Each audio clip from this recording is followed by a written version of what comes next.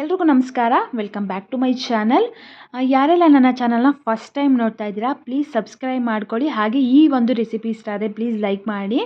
ನಾನು ಇವತ್ತಿನ ವಿಡಿಯೋದಲ್ಲಿ ಆಂಧ್ರ ಸ್ಟೈಲಲ್ಲಿ ಮೆಂತ್ಯ ಸೊಪ್ಪಿನ ಪಪ್ಪು ಯಾವ ರೀತಿಯಾಗಿ ಮಾಡೋದು ಅಂತ ತೋರಿಸ್ತಾ ಇದ್ದೀನಿ. ತುಂಬಾ ಈಸಿ, ಹಾಗೆ ತುಂಬ ಬೇಗ ಆಗುತ್ತೆ, ತುಂಬ ಕ್ವಿಕ್ಕಾಗಿ. ಮನೆಗೆ ಯಾರಾದರೂ ತುಂಬ ಜನ ಬಂದಿದ್ದಾರೆ ಅಂತಂದರೆ ತುಂಬ ಈಸಿಯಾಗಿ ಮಾಡ್ಬೋದು. ಇದ್ರ ಜೊತೆಗೆ ಕಾಂಬಿನೇಷನ್ ಅಂದರೆ ಜೀರಾ ರೈಸು ಕೂಡ ಕಾಂಬಿನೇಷನ್ ಆಗುತ್ತೆ, ಜೊತೆಗೆ ಚಪಾತಿನೂ ಕೂಡ ತುಂಬಾ ಚೆನ್ನಾಗಿರುತ್ತೆ, ಪ್ಲೇನ್ ರೈಸು ಕೂಡ ತುಂಬ ಚೆನ್ನಾಗಿರುತ್ತೆ.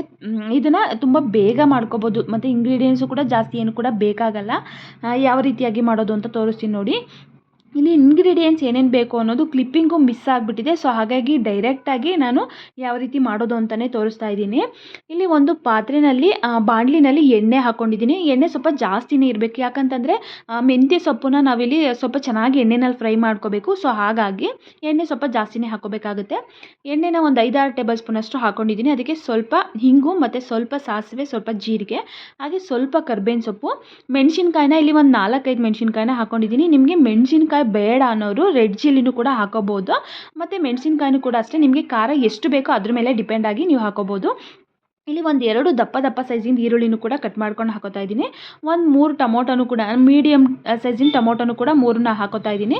ಎರಡನ್ನೂ ಕೂಡ ಸ್ವಲ್ಪ ಚೆನ್ನಾಗಿ ಬಾಡಿಸ್ಕೋಬೇಕಾಗುತ್ತೆ, ಅಂತಂದರೆ ತುಂಬ ಮೆತ್ತಗಾಗೋ ಥರ, ಸ್ಮ್ಯಾಶ್ ಆಗೋ ಥರ ಇದನ್ನು ಎರಡನ್ನೂ ಕೂಡ ನಾವಿಲ್ಲಿ ಬೇಯಿಸ್ಕೋಬೇಕಾಗುತ್ತೆ. ಅಂದರೆ ಟೇಸ್ಟು ಚೆನ್ನಾಗಾಗುತ್ತೆ. ಚೆನ್ನಾಗಿ ಬೆಂದರೆ, ಸ್ವಲ್ಪ ಬೆಂದರೆ ಅಷ್ಟು ಸರಿ ಅನಿಸಲ್ಲ ನೋಡಿ. ಇವಾಗ ಆಲ್ಮೋಸ್ಟ್ ಚೆನ್ನಾಗಿ ಬೆಂದಿದೆ, ಇಷ್ಟು ಬೆಂದರೆ ಸಾಕು. ನೆಕ್ಸ್ಟ್ ಇದಕ್ಕೆ ಸ್ವಲ್ಪ ಸಾಲ್ಟನ್ನು ಕೂಡ ಆ್ಯಡ್ ಮಾಡ್ಕೋತಾ ಇದ್ದೀನಿ. ಅಂದರೆ ಸಾಲ್ಟನ್ನು ಹಾಕೊಂಡ್ರೆ ಸ್ವಲ್ಪ ಚೆನ್ನಾಗಿ ಬೇಗ ಬೇಯುತ್ತೆ. ಇನ್ನು ಇಲ್ಲಿ ನಾನು 1 ಕಟ್ಟಷ್ಟು ಮೆಂತ್ಯ ಸೊಪ್ಪನ್ನು ತೊಗೊಂಡಿದ್ದೀನಿ. ಅಂದರೆ ಒಂದು ಮೀಡಿಯಮ್ ಗಾತ್ರದ ಕಟ್ಟು ಇದು. ನಿಮಗೆ ಎಷ್ಟು ಬೇಕೋ ಅಷ್ಟನ್ನು ನೀವು ನೋಡಿ ಹಾಕೋಬೋದು. ಎಣ್ಣೆಯಲ್ಲಿ ಚೆನ್ನಾಗಿ ಫ್ರೈ ಮಾಡೋದ್ರಿಂದ ಸ್ವಲ್ಪನೂ ಕಹಿ ಅಂಶ ಇರೋದಿಲ್ಲ. ನೀವು ಜಾಸ್ತಿ ಬೇಕಿದ್ರೂ ಕೂಡ ಹಾಕೋಬೋದು, ಏನೂ ತೊಂದರೆ ಇಲ್ಲ.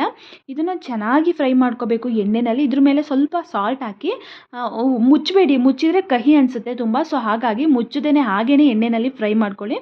ನಾನು ಹೇಳಿದಾಗೆ ಇದನ್ನು ತುಂಬ ಚೆನ್ನಾಗಿ ಫ್ರೈ ಮಾಡ್ಕೋಬೇಕಾಗುತ್ತೆ, ಅಂದರೆ ಕಹಿ ಇರಲ್ಲ. ಸೊ ಹಾಗಾಗಿ ಇವಾಗ ನೋಡಿ ಫ್ರೈ ಕೂಡ ಆಯಿತು. ಇವಾಗ ಬೇಳೆನ ನಾನು ಒಂದು ಬೇರೆ ಕುಕ್ಕರಲ್ಲಿ ಬೇಯಿಸ್ಕೊಂಡಿದ್ದೆ, ಅದನ್ನು ಚೆನ್ನಾಗಿ ಸ್ಮ್ಯಾಶ್ ಮಾಡ್ಕೋಬೇಕಾಗುತ್ತೆ. ಬೇಳೆ ಥರ ಇರಬಾರ್ದು, ಎಲ್ಲ ಫುಲ್ಲು ಒಂಥರ ಗಂಜಿ ಥರ ಆಗಬೇಕು, ತುಂಬ ಲಿಕ್ವಿಡ್ ಥರ ಆಗಬೇಕು, ಅಂದರೆ ಟೇಸ್ಟ್ ಚೆನ್ನಾಗಿ ಬರುತ್ತೆ. ಇವಾಗ ಇದಾಗಿದೆ ಅಲ್ವಾ, ಇದಕ್ಕೆ ನಾನು ಈ ಬೇಯಿಸ್ಕೊಂಡಿರುವಂಥ ಬೇಳೆನ ಇದರೊಳಗಡೆ ಹಾಕೋತಾ ಇದ್ದೀನಿ. ಸ್ವಲ್ಪ ಅರಿಶಿನ ಪುಡಿನೂ ಕೂಡ ಹಾಕೋಬೇಕಾಗುತ್ತೆ, ಅಂತಂದರೆ ಕಲರ್ ಕೂಡ ತುಂಬ ಚೆನ್ನಾಗಿರುತ್ತೆ.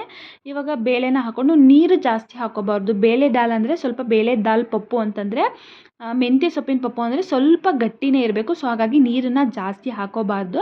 ಕನ್ಸಿಸ್ಟೆನ್ಸಿ ನೋಡಿ ಮಾಡ್ಕೊಳ್ಳಿ. ತುಂಬ ನೀರು ಥರ ಆದರೆ ಅದು ಟೇಸ್ಟ್ ಚೆನ್ನಾಗಿ ಅನಿಸಲ್ಲ, ಸ್ವಲ್ಪ ಗಟ್ಟಿನೇ ಇರಬೇಕು. ಇನ್ನು ಇದನ್ನು ತುಂಬ ಟೈಮಿನ ಕುದಿಸೋದು ಬೇಡ, ಸ್ವಲ್ಪ ಕುದಿಸ್ಕೊಂಡ್ರೆ ಸಾಕು, ರೆಡಿ ಆಗುತ್ತೆ. ಇಷ್ಟೇ. ಇದಕ್ಕೆ ಒಂದು ಸ್ವಲ್ಪ ಅರಿಶಿನ ಹಾಕೋಬೋದು. ಮೆಣಸಿನ್ಕಾಯಿ ಸ್ಕಿಪ್ ಮಾಡಿದರೆ ಇವಾಗ ಬೇಕಿದ್ರೆ ನೀವು ರೆಡ್ ಚಿಲ್ಲಿನೂ ಕೂಡ ಆ್ಯಡ್ ಮಾಡ್ಕೋಬೋದು. ಇಷ್ಟೇ, ತುಂಬಾ ಚೆನ್ನಾಗಿರುತ್ತೆ ಈ ಒಂದು ರೆಸಿಪಿ. ಫೈನಲಿ ರೆಡಿ ಆಯಿತು ನೋಡಿ. ಯಾರಿಗೆಲ್ಲ ಈ ರೆಸಿಪಿ ಇಷ್ಟ ಆಯಿತು ಪ್ಲೀಸ್ ಸಬ್ಸ್ಕ್ರೈಬ್ ಮಾಡಿ, ಲೈಕ್ ಮಾಡಿ, ಶೇರ್ ಮಾಡಿ. ಧನ್ಯವಾದಗಳು.